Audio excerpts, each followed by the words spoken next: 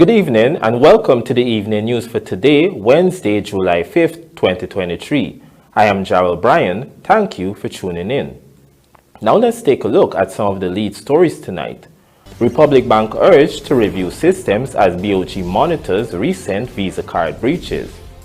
Compliance Commission to be set up for unregulated sectors. Over $2 billion in contracts signed to build secondary school at KWEBANNA. Laborer found murdered at KILCOY home. And Nigel DHARAMLALL resigns as cabinet member MP. Now for the news in detail. The Bank of Guyana is monitoring the recent fraudulent activities experienced by a significant number of Visa card holders at Republic Bank Guyana Limited. In our lead story tonight, Vanu Manikchan reports that the commercial bank has been instructed to review its fraud management rules. Let's have a look. Over the past few weeks, several customers of Republic Bank Guyana Limited have complained about their Visa One card being used for fraudulent transactions with international merchants. Republic Bank said upon receiving these reports, steps were taken immediately to block related sites to minimize further fraud attempts. The bank also indicated that all fraudulent transactions will be reimbursed. Contacted on Wednesday for a comment on the situation, Governor of the Guyana Bank, Dr. Gobind Ganga, told the Evening News that the issue is being monitored.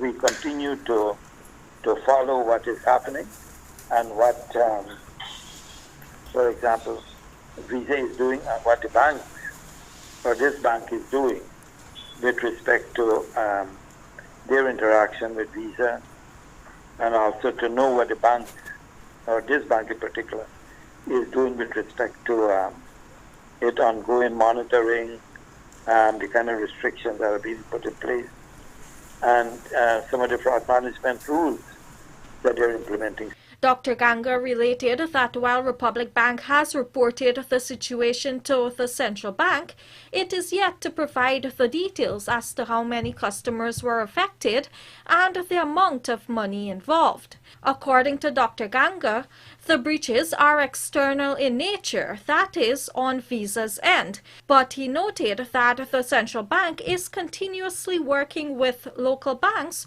to prevent such fraudulent activities. Whatever system is put in place, that is the system that we will ask. What else can be done to ensure that the system becomes much more robust, right? And those are the things that we're looking for, because we don't want to see our customers, our people, being affected in any adverse way. Although they are being reimbursed, there is not much we can do from our end. This is an international agreement between the commercial banks and Visa. And so the commercial banks have to know who they're signing up with and what they're doing, right? Okay. That they have to know the risk involved when you do these things. Meanwhile, Republic Bank Guyana Limited has since disclosed to a local media entity that its Visa One card is safe to use. Reporting for the Evening News, Vanu Manikchan. The Guyana government will soon be establishing a compliance commission that will supervise the operations of agencies and/or sectors in the country that currently do not have a direct regulatory body. Here is Vanu Manikchan with the details. This is according to Attorney General and Legal Affairs Minister Anil Nandlall during his weekly program Issues in the News. Nandlall explained that the Guyana Compliance Commission Bill 2023, which is expected to be tabled in the National Assembly soon, seeks to address the gaps in Guyana's finance sector in accordance with the anti-money laundering and countering the financing of terrorism stipulations.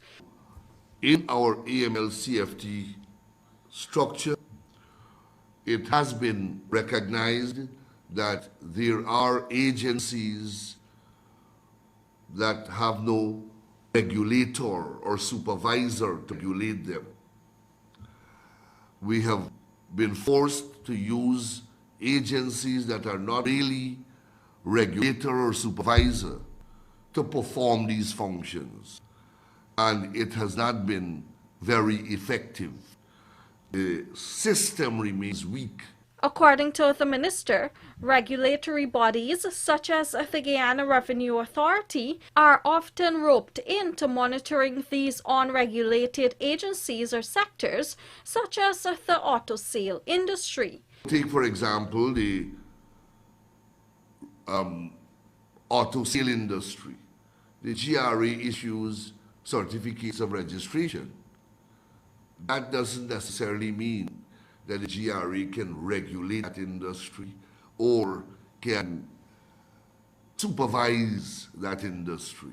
GRA function is one of taxation and revenue collection. It doesn't have a supervisory role over the taxpayer other than what the individual statutes confer upon it. Nevertheless, Nandlall pointed out that government is promulgating the Guyana Compliance Commission bill in order to fill the gaps that exist in Guyana's AML-CFT framework. We are going to set up one commission called a compliance commission, and wherever one cannot find a proper regulator or a proper supervisor for any given area of economic and financial activity, this compliance commission will act as the regulator and will act as the supervisor. And that will make us compliant fully with international standards set out by CFATF and the Financial Action Task Force. This bill is part of a slew of legislations being introduced by the Guyana government ahead of the country's upcoming AML-CFT on-site evaluation and examination in September. Reporting for the Evening News, Fanu Manikchand. With Guyana fulfilling its obligations and submitting the necessary report to the Extractive Industries Transparency Index, EITI, to lift its suspension, the Ministry of Natural Resources has assured of its commitment to continue working with stakeholders to improve transparency. More in this report. 5 months ago, Guyana was suspended from the Extractive Industries Transparency Index, EITI, for failing to submit a report on transparency in the extractive sector. That suspension has now been lifted after Guyana submitted the 2020 report on June the 30th before the extended deadline. In a statement on Wednesday, the Ministry of Natural Resources assured that it remains committed to working with stakeholders. According to the ministry, Guyana's suspension on February the 1st, 2023 was a result of the delay in submitting the report on time. The ministry noted that without compromise, the report was submitted 1 month ahead of the new July the 30th, 2023 deadline. This, the ministry noted, was possible through collaboration between the government, EITI, and relevant stakeholders.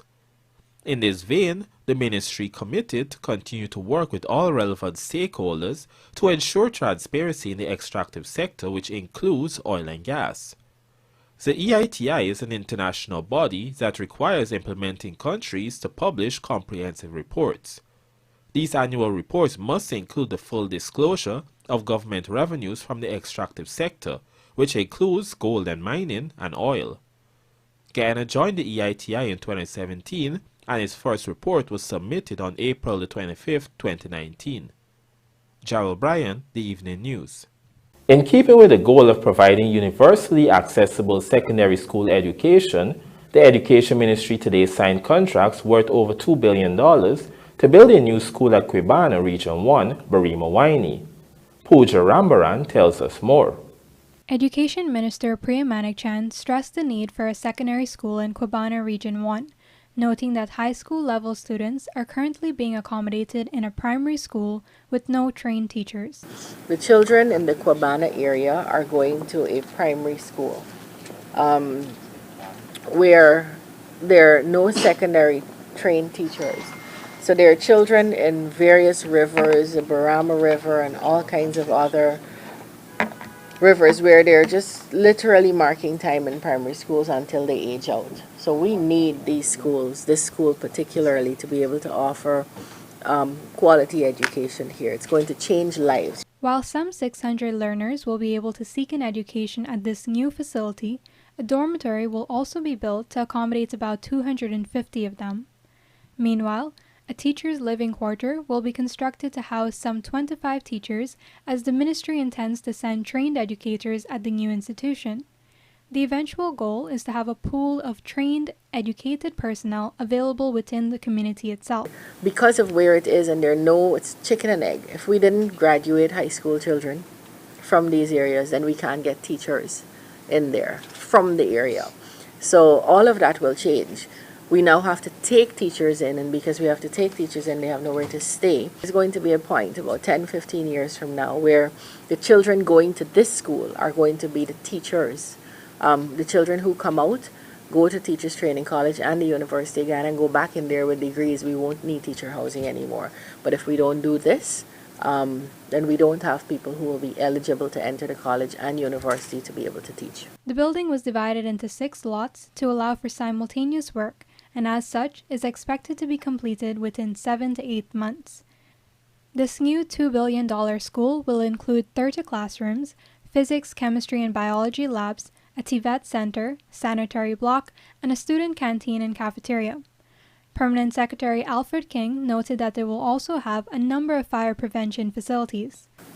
Given all of our recent experiences and reports from the fire service, it will be fitted with firefighting equipment, the appropriate escape exits and doors, fire alarm system, extinguishers, and so on. Pooja Ramran for the Evening News. Coming up, Madhya tragedy. Schoolgirl faces 20th murder charge, and President Ali discusses investment opportunities with South Korean PM.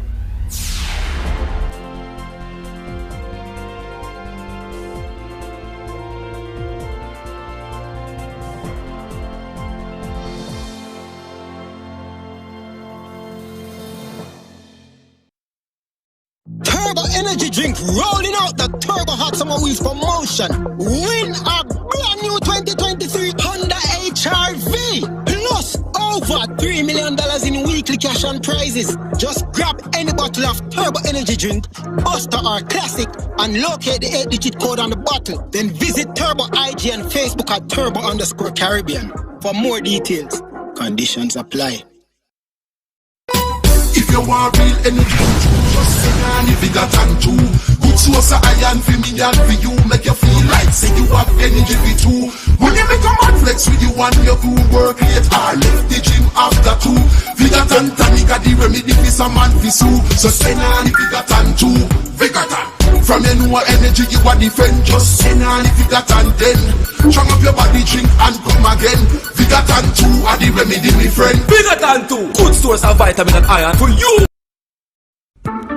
Did you know that when you leave your property unoccupied and unmanaged, it deteriorates much faster than you can imagine?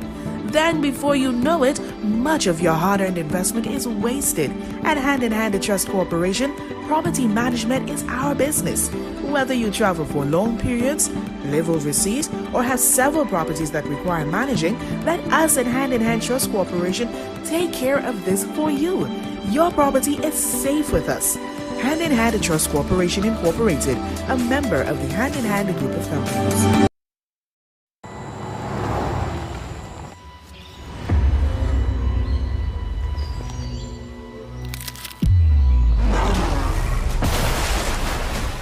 Look out, the Oreos belong to us. No, they belong to whoever finds them first. Get your Oreo Transformers Limited Edition and awaken the beast.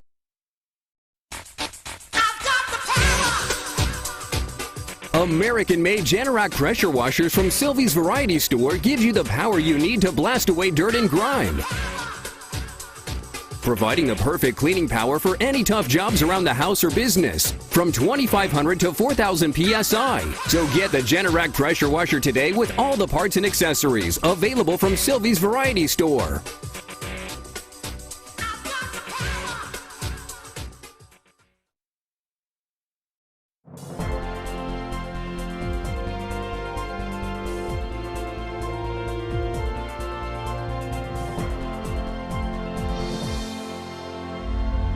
Welcome back. You're watching the Evening News. The schoolgirl, who previously faced 19 murder charges in relation to the Malia dorm fire, has been slapped with another one following the demise of another victim, which has taken the death toll from the tragedy to 20. The accused was on Tuesday virtually rearraigned at the Malia Magistrates Court, where the charges were reread following the amendment to include the 20th victim, Sharana Daniels, who succumbed to her injuries a few days after the tragedy. The accused was not required to enter a plea and was further remanded to the Juvenile Holding Center. The matter has been adjourned until July the 20th for further report and additional statements. The teenager allegedly started the deadly fire at the Madia Secondary School's dormitory in Region 8, Potaro Siperuni, on May the 21st.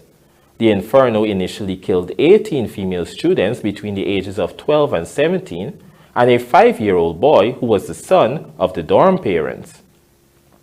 Our Berbice correspondent, Andrew Carmichael, joins us now to report that police in Berbice are investigating the circumstances surrounding the death of a man whose bloodied body was found in his home at KILCOY squatting area, Quarantine. Here are the details.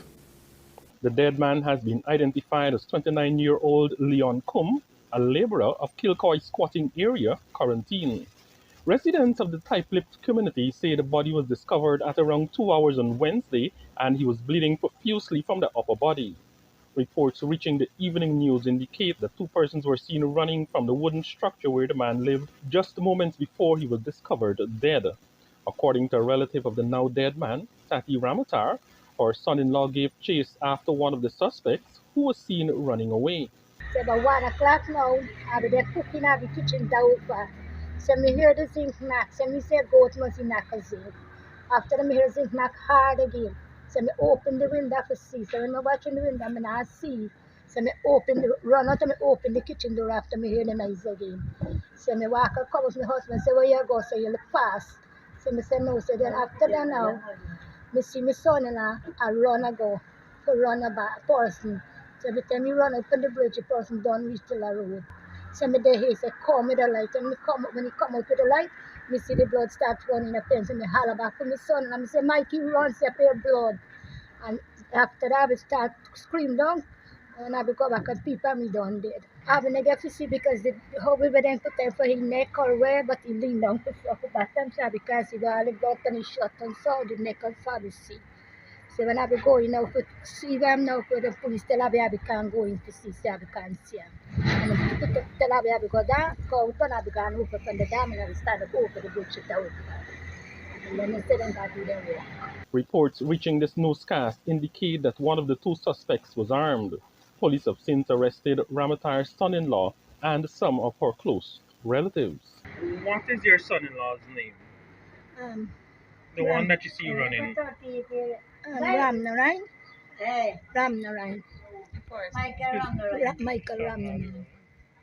So he was running behind the body? Yeah, because after he see the boy and he quickly run. He run bare hand and then without the throw cutlass and tell us then I go bare hand. But the person ride and gone with the bicycle. Residents reportedly apprehended one of the suspects and handed him over to the police. The man reportedly named his accomplice. About 3 o'clock when I wake up. Yes, 3 o'clock when I wake up, me hear lot of noise. And when we wake up, me see all the police outside. And then them say Leo dead. Leo. Yes. How do you know Leo? What do you see him in the What kind of person he was? Very, very good person. Kind person. You said he assisted in... Yes. Anybody get little work and so he always do them. The investigation continues.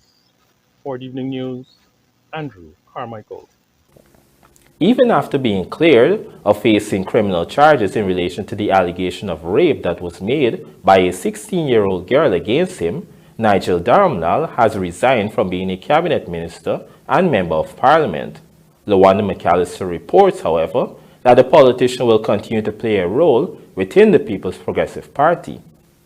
President Dr. Irfan Ali, via a statement to his social media page on Tuesday evening, announced that he has accepted the resignation of Nigel DHARAMLALL as Cabinet Minister and Member of Parliament.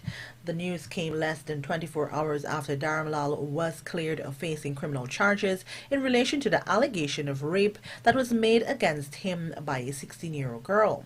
The Director of Public Prosecutions told the police on Tuesday that there is no legal provision to proceed with the case, given that the victim withdrew her complaint against the minister. According to the DPP, the victim said her decision to withdraw the complaint was in her best interest. Notwithstanding, DHARAMLALL, who served as Minister of Local Government and Regional Development, tendered his resignation. Minister DHARAMLALL has advised that he will tender his resignation as the interest of the government is important to him, and he would not want anyone to bring the government into disrepute. He has also advised that these allegations has affected him personally, and as such, he has offered to resign as minister and as a member of Parliament. In noting that he has accepted those resignations, the head of state disclosed that DHARAMLALL will continue to be a member of the People's Progressive Party and will continue to be supportive of the government. The Guyanese leader made it clear that from the inception, he advised the populace to let the systems work. I would never, and the government would never, intervene in the system. We've allowed an independent investigation. The minister proceeded on leave to ensure that an independent investigation was conducted. Police did their investigations, and also all the other agencies, including the DPP. The allegation of rape against the minister first surfaced on social media last month. Since then, the victim was taken into the custody of the Child Care Protection Agency, after which police got involved. The minister was arrested and placed on $1 million station bail as the police investigated the matter. DHARAMLALL was also on administrative leave throughout the entire investigation.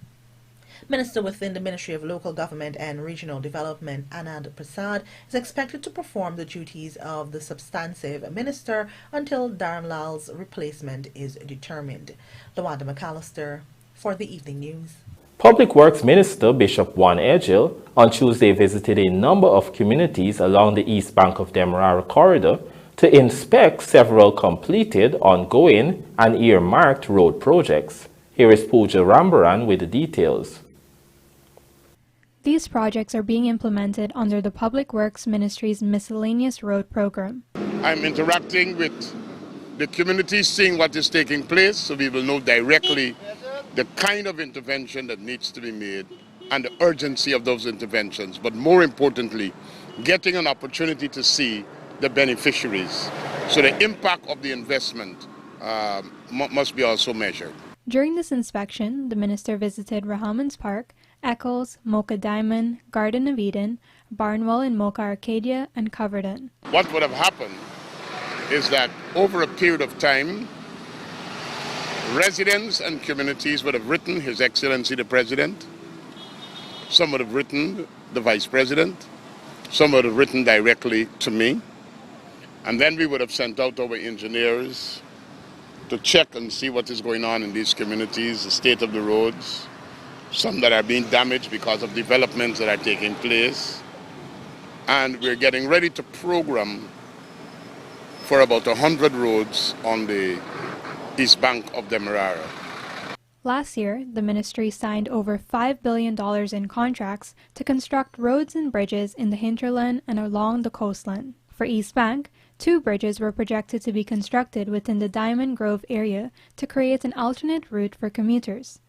Minister Edgell noted that works on these bridges are progressing smoothly. The bridges that were signed for the Diamond Grove are bridges for the upgrade of the road that will serve as a bypass to allow traffic to flow when work is going on the East Bank corridor. You would be aware that this corridor is set for major upgrade.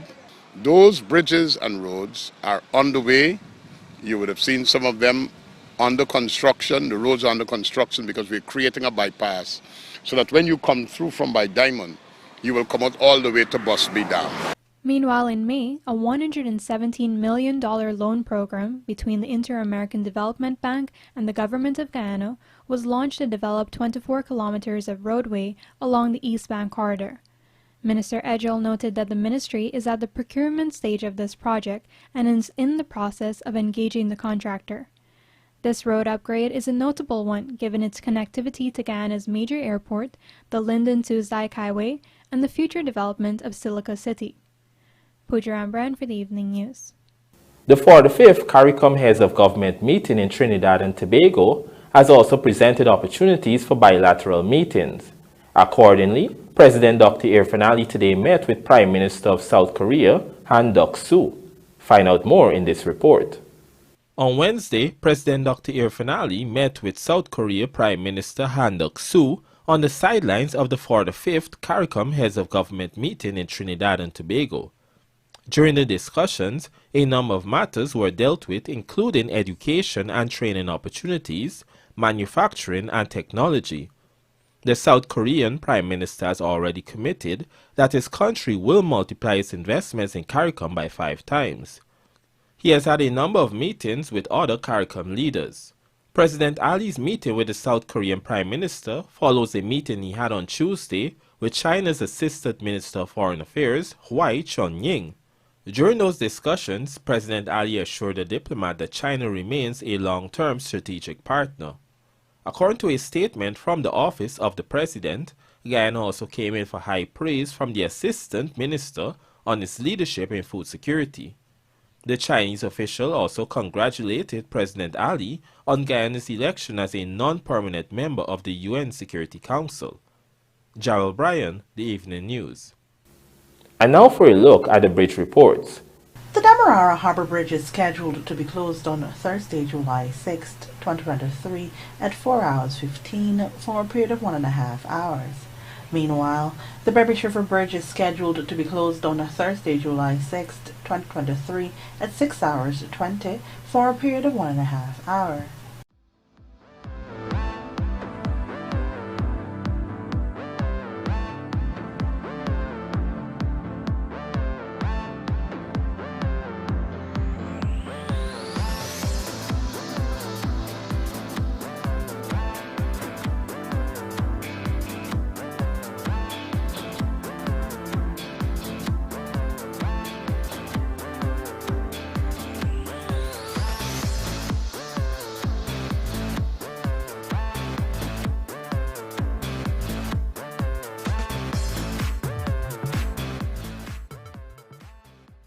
King strokes century as West Indies beat Oman, and Campbell leads West Indies women to final ball win. Details of these stories and more in the Sportscast sponsored by McCorp, coming up on the other side of the break.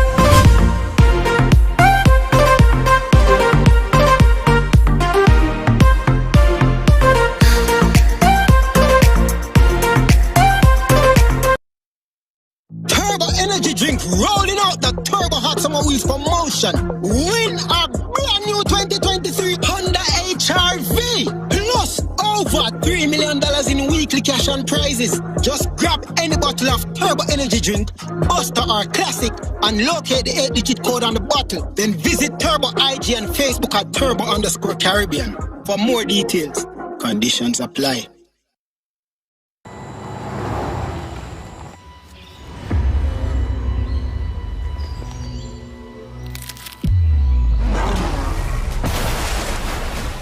Fuck off. The Oreos belong to us. No, they belong to whoever finds them first. Get your Oreo Transformers Limited Edition and awaken the beast. Looking to bring your dream home to reality? or simply taking on a home improvement project, then National Hardware Limited is where you should start. Let us put that touch to your home.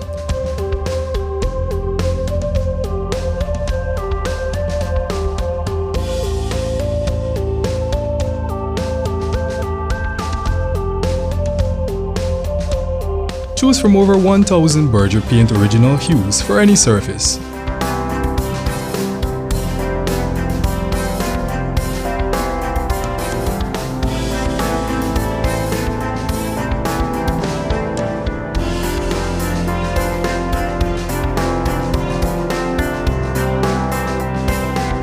We are known for our trusted brands such as Westinghouse, Philips, Sadco, Rubbermaid, Pyrex, Gibson Home, and so much more.